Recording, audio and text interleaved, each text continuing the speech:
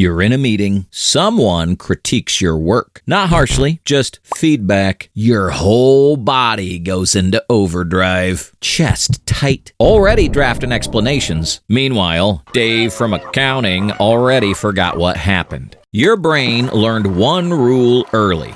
Disappointment became danger. That rule didn't start at work. It started in a living room. And if it started in yours, there's a version running in your kids right now. 6 ways that wiring gets built, including one that looks so much like love, most parents never see it happening, that decide whether your kid grows up knowing who they actually are or only knowing how to manage what you think of them. 1. The 3% nobody notices. This is not about being harsh. Most parents who build this wiring are loving, present, trying hard, but there's a specific pattern that does the damage quietly. When a child grows up in an environment where affection is inconsistent, warm after a good report card, quiet after a bad one, slightly withdrawn when they disappoint you, their brain doesn't file that as mom's having a mood. The atmosphere changes by 3%. That's all it takes. Adults think they hid the disappointment. The child's brain logged it like airport security footage. Kids notice emotional weather before they understand language. They've completed a full psychological profile of you by the time they're 4. You've completed a coffee. It files it as, this is what happens when I'm not what they need. This is the cost of being myself. One repeated emotional pattern becomes the blueprint for who they think they have to be. For them, disappointment became danger. And that prediction gets wired in early, before they have language for it, before they can question it, before they even know what's happening.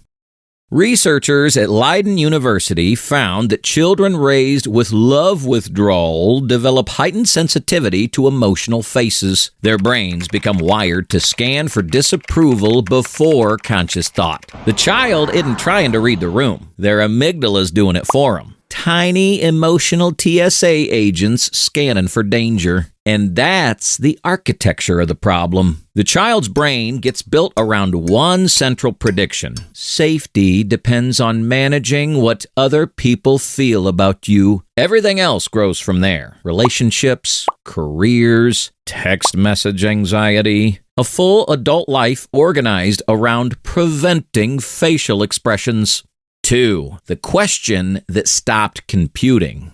Identity is supposed to be, what do I think? What do I want? Who am I when nobody's paying attention? But when disappointment became danger, identity became, what do they need me to be right now? The child stops asking, who am I? And starts asking, who do I need to be to prevent their disappointment? Those are fundamentally different questions, and they build fundamentally different people. One builds a person. The other builds customer service instincts, polite, adaptable, hard to locate. Psychotherapist Pete Walker spent decades documenting this pattern. A survival adaptation where the brain defaults to becoming whatever the room needs. Smooth it over, match the energy, become emotionally bilingual depending on the room. It's brilliant for survival. It's catastrophic for identity. Some adults now choose restaurants like they're defusing a bomb, because a stable self requires knowing what you actually want, what you actually think, what you actually feel when there's no one around to perform for. And a kid who spent their entire childhood managing disapproval never gets to find that out. They become experts at everyone else's needs, strangers to their own. But the part of them that knows them, that just atrophies. The self becomes background noise. By adolescence, they're not developing an identity. They're curating one. Personal branding begins tragically early now. Tiny CEOs managing identities they haven't lived in yet.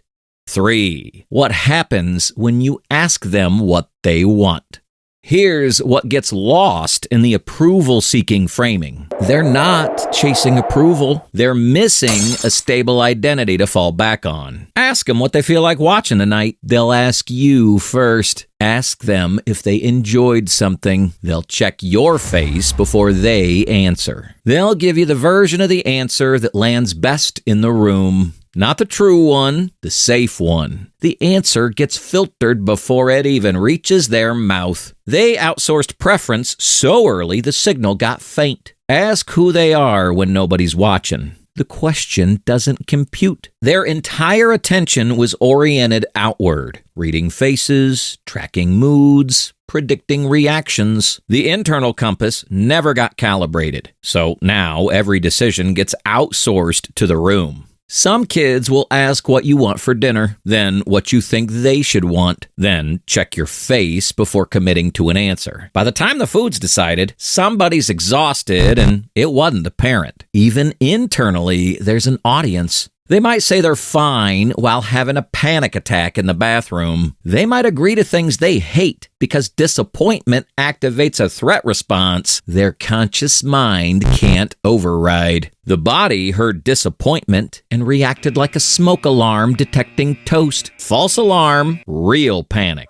The body reacts first. Logic arrives later, carrying paperwork. The kid who learned to scan your face at 7 is now scanning 400 faces per scroll at 15. Same wiring, bigger stadium. And the architecture holding all this together is one prediction. Disappointment became danger, and it's still running. 4. The room they never fully enter.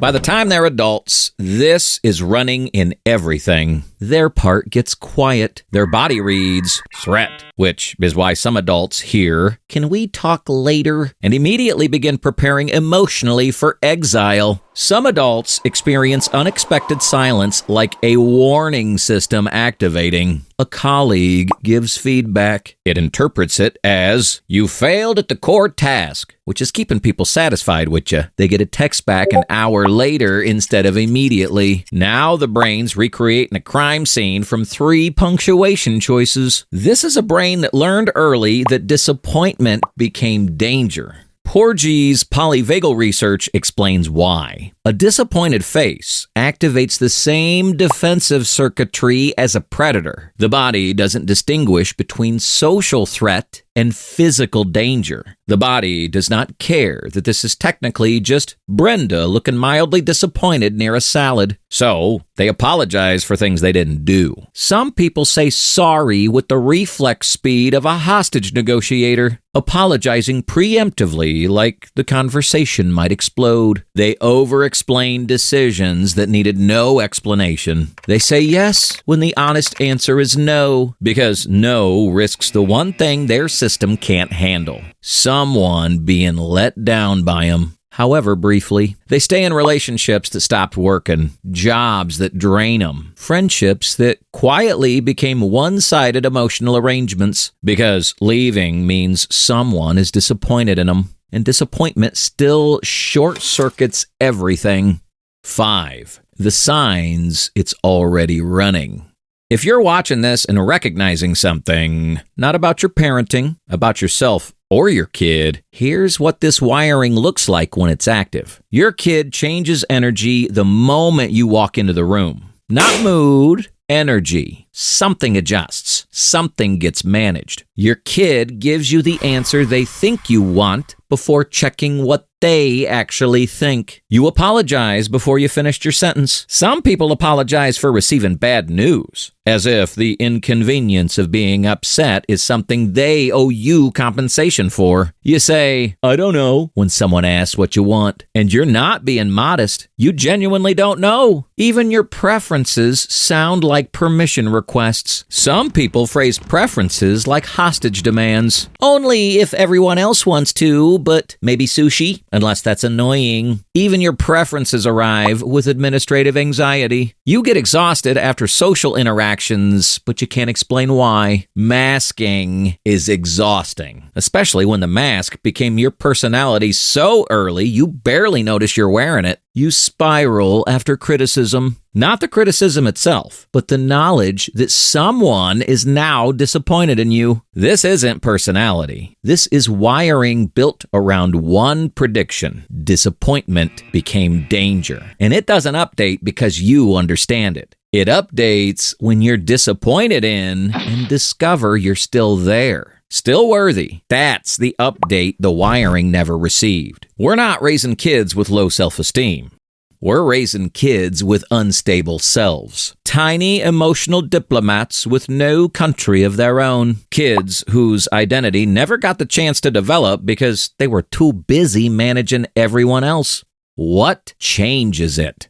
You can't unknow this. You can't unsee it in yourself or your kid. I recognize this pattern personally. There's a version of it I ran for years, scanning the room before saying what I actually thought, manufacturing the agreeable answer before checking whether it was true. You become incredibly easy to get along with and increasingly difficult to actually know. But something shifts when a parent stops treating disappointment as something to prevent and starts treating it as survivable. When you tell your kid, I disagree with that choice and I still love you the same, and mean it enough that your body confirms it, something changes. Not all at once, gradually. One moment of disappointment that doesn't result in withdrawal. Then another. Their brain predicts withdrawal. It doesn't happen. That mismatch is the only thing that actually updates the system. Not when you say, I love you no matter what. They memorized that. It hits the same part of the brain as a privacy policy nobody reads. Accepted, ignored, filed somewhere they'll never look. It changes when you prove it. Not in a big speech, in a Tuesday, a real one, not the cinematic kind.